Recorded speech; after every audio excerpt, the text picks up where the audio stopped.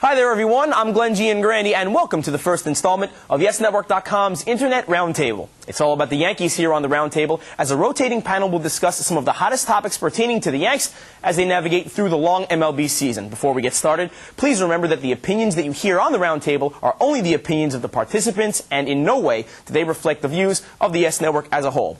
To my immediate left is the host of our Yankees coverage here, pre- and post-game, Bob Lorenz. Bob, how are you? Glenn, great to be on your show. Thanks for having me. Thank you. Always a pleasure. And beyond Bob, Chris Shern, the host of our Yankees Batting Practice Today program. Bob? Yeah, Chris, rather. Very happy to be here. Thanks for having me, Glenn. Gentlemen, let's jump right in. First topic today, or as John McLaughlin might say, issue number one, the bullpen. Through the first few weeks of the season, the bullpen was going great, then kind of hit the skids. Bob, why do you think that is? So what you're saying is when the season began, when you went to the bullpen, 95% of the time, it worked every time. Every time. And now it's down to about 60% of the time it works every time. Well, I think the problem is obviously just overuse. They were rock solid. They started getting chipped away like a rock because so many guys are being used. I think, Chris, that's going to smooth out once these regulars get on a roll. They get Chim-Ning Wong back. They get Andy Pettitte in his regular spot. And then Mike Messina. Once he comes back, that'll all sort itself out. Well, they have Wong back tonight against the Devil Rays. They're going to get they have Pettitte, and they're going to get Messina back as well. And when Pavano comes back and he's healthy, there you have four starters who can get the job done. But right now,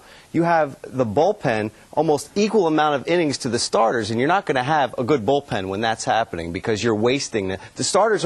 Only two starters pitched 7 innings for the Yankees this year. It was Pavano against the Twins, and it was Pettitte.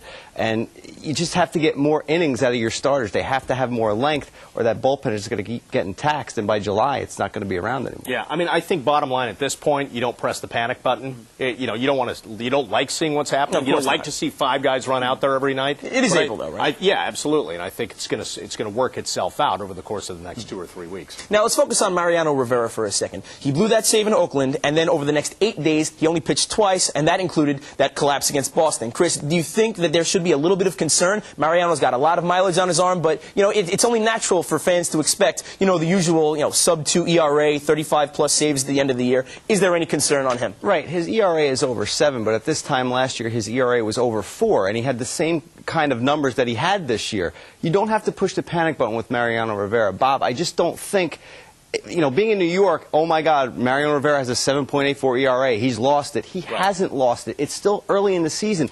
It's April, for crying out loud. Give the guy some time. Well, as you know, it's become fashionable anytime, people live and die by 1 game at a time. Again, you don't want to fall into that cliche of, well, it's early, don't worry about it. They said that a little too often last season, until they made their run. But with Mariano Rivera, there's one guy you don't give more than 1 pass to, Glenn. Of course. You give about 4 or 5 hall passes. No doubt. He can do what he wants. It's pretty much Teflon. Yeah, I mean, he's going to be fine. I mean, I'd like to see him used more, actually.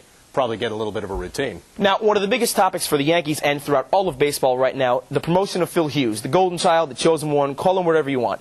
Bob, do you think that it's a good thing that the Yankees are going to one of their young pitchers as opposed to looking for a fix outside the organization? Absolutely. I think, they say this done in case of emergency. They didn't really want to do it. Why not bring this guy up? You don't know how long Carl Pavano's going to be out. You don't know how effective Jeff Karstens can be over the long haul. Why not just bring him up? It's his time. I'm getting a little tired of the coddling of all sorts of athletes. I love the fact that Andy Pettitte has pitched 2 times in relief instead of taking a bullpen session. I love that mentality of, let's just get this guy into the game and just see if he can pitch. And to go even further, what you just said, Bob, Ken Singleton made a great point in one of the telecasts a couple of weeks ago, and he said, look, if you have stuff, it's going to work at any level. And I totally agree with that. And if Hughes comes up, if he gets pounded around, who cares? He's mentally tough enough. He's a major league. He's in the minor leagues now. If you're not mentally tough, you can't be in the minor leagues. And when he comes up to the major leagues, he's going to be fine, whether he gets hit around or whether he has a great game. But Yankee fans in general have to give him the time to grow. Guys, we're almost out of time on the Roundtable, but it would be remiss if we did not at least mention Alex Rodriguez's start. On pace for about, 300-something home runs, 700 RBI. I don't know what it is, but it's an awfully high number. Do you guys see him continuing this ridiculous pace? I do. I mean, I think just the way he's talking, the things that he got off his chest in spring training, and the fact that, he's probably playing with a little bit of an edge and a little bit of a chip on his shoulder, and I think he should be. If somebody said all that stuff to me for basically the better part of 2 seasons, Chris, I'd probably play that way. Well, he's coming out. He came out this season. He got all the stuff with DJ off of his chest. He did that first and foremost, so I give him respect for that. And another thing he did was he just went out and he played baseball. He's the best player, arguably, of our time, maybe of all time, okay? All he had to do was go out and play ball and play his game, and that's what he's doing. And look what he's doing. He's having his best year ever. And 14 home runs in 18 games, that's the best in Major League history. And you really do feel like he's become a little bit, covered in Teflon, where he's not internalizing everything. He's just letting a lot of stuff slide right off him, and it's helping him. Just like Joe Torre says all the time. Joe Torre says every night, a reporter asks him a question, what about Alex? What about Alex? There's nothing else to say about him. He's playing great. Now, of course, he's had a bunch of big hits already. The home runs against the Indians and the Orioles. If, for some reason, he does go through an extended slide at some point during this regular season, do you think that the fans are going to forget about those, or do you think he's built up enough credibility to get him through for a little while? No, I think he gets booed. I don't think they forget what he's done in the first part of this season, but he's going to get booed until he does it in the postseason. Not by everybody, but by some. Mantle was booed.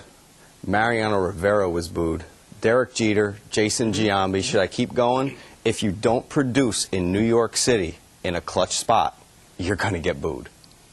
It's true. Well, Chris, Bob, thank you very much. That is going to finish up this first edition of YesNetwork.com's Internet Roundtable. For Bob Lorenz and Chris Shern, I'm Glenn Giangrandi saying thanks for watching and keep on coming back to our website for all kinds of exclusive content pertaining to the Yankees, Nets, and more. We'll see you next time.